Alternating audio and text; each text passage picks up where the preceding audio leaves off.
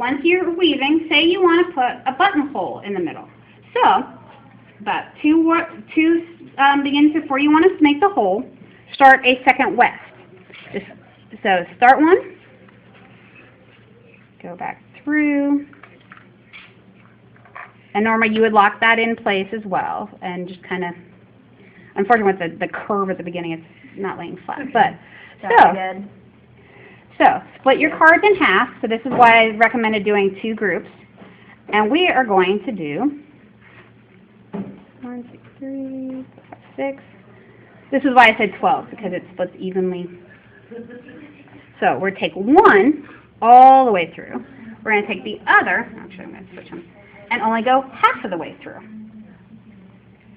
Now, I'm only going to play with this half of the deck. That deck is just going to stay over there.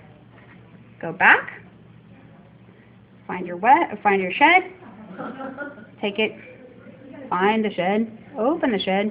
This is where West Spacer might. Yeah, and actually having this on a shuttle to do feeding. A cheap warp spreader is plastic comb. So basically, we're just going to go back and forth here for... A hair pick would even be better, because it would be coarse and you wouldn't have to worry about snagging. It really depends on the weight of the thread.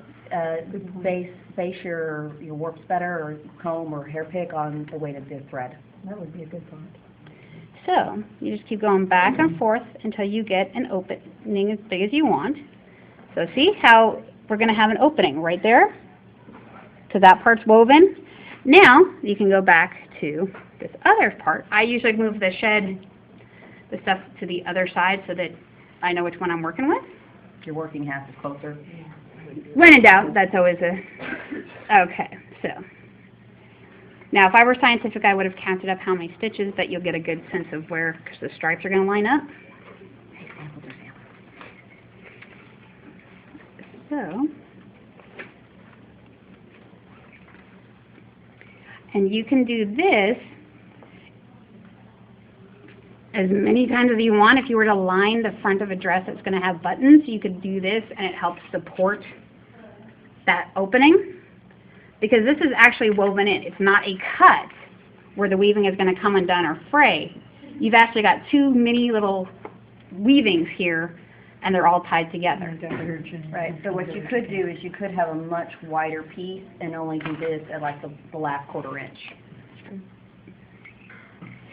So if you wanted to make a belt you wanted to put a buckle on a belt, and you know that you know what size. It's you. It's not going to be 7 people with 7 different sizes. Okay, so those are approximately even. So we are going to go. And if the stripes line up, then I did it. Went to the right number, but again. Not design element.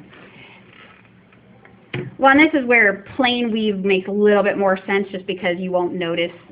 The other thing is, I didn't put selvage on here. Selvage hides a lot of things. Selvage is a solid color band on the edge.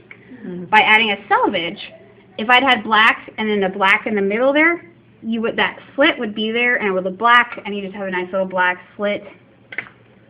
Did you talk about the torque? See? And that's not going to wear. That's not going to... I didn't pierce the weaving, but it's there.